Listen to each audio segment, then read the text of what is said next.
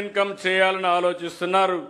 అది సాధించాలంటే మీరందరూ కూడా సమిష్టిగా పనిచేయాల్సిన అవసరం ఉంది.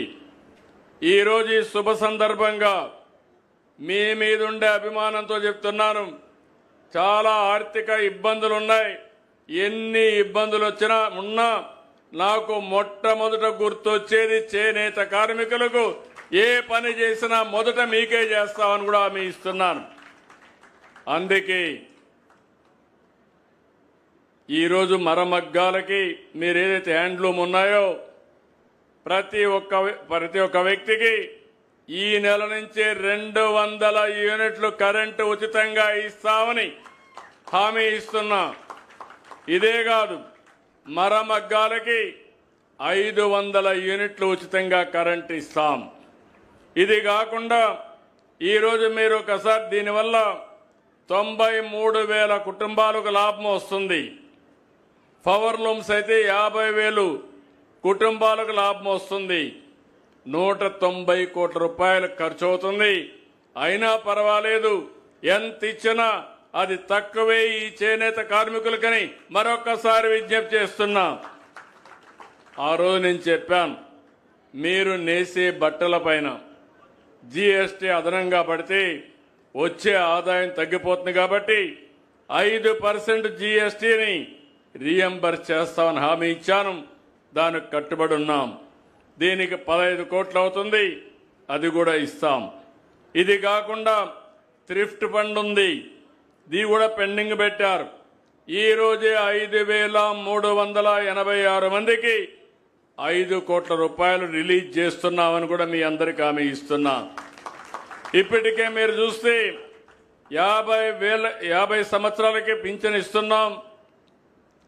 3,000 రూపాయల నుంచి 4,000 రూపాయలు చేశాను. ఆ విధంగా ఈరోజు 92,724 మందికి పింఛన్లు వస్తున్నాయి. 546 కోట్ల రూపాయలు ఒక చేనేత కార్మికులకు పింఛన్లకు ఇస్తున్నాం.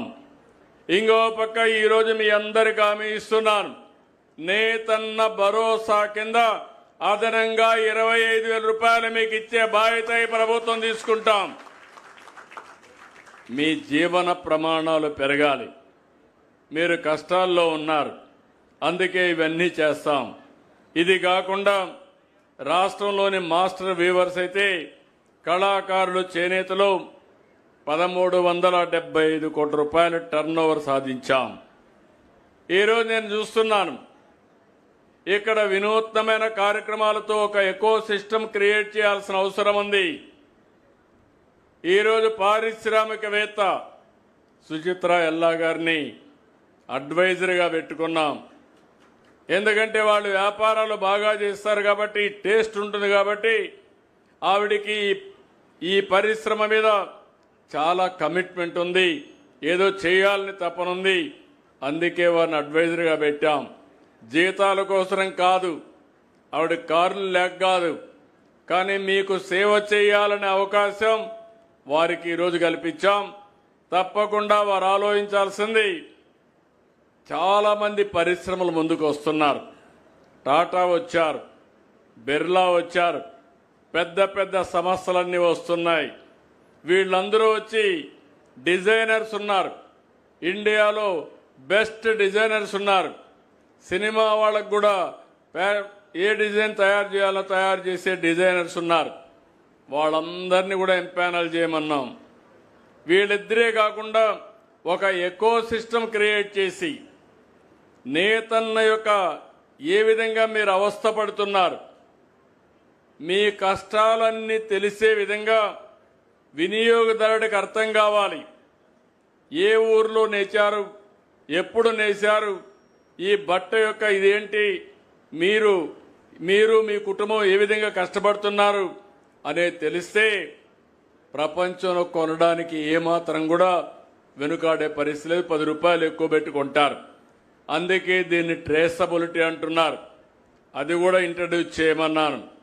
ఈ ఎకో సిస్టమ్ మొత్తం మీరు చేనేత కార్మికుడు దగ్గర నుంచి, మీ డిజైన్ దగ్గర నుంచి వినియోగదారుడి వరకు ఒక పద్ధతి ప్రకారం చేయగలిగితే నాకు ఏ మాత్రం అనుమానం లేదు, ఇప్పుడు వచ్చే ఆదాయాన్ని రెండింతలు సుజావుగా చేసే అవకాశం వస్తుందని మరొక్కసారి మీ అందరికీ హామీ ఇస్తున్నా.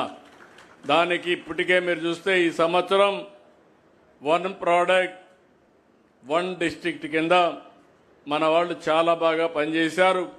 9 అవార్డులు వచ్చాయి.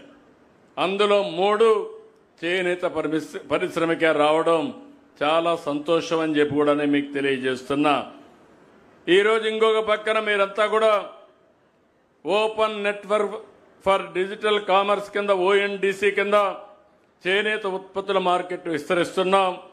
ఇప్పటికే 2000 చేనేత ఉత్పత్తులు ఇందులో నమోదైనాయి.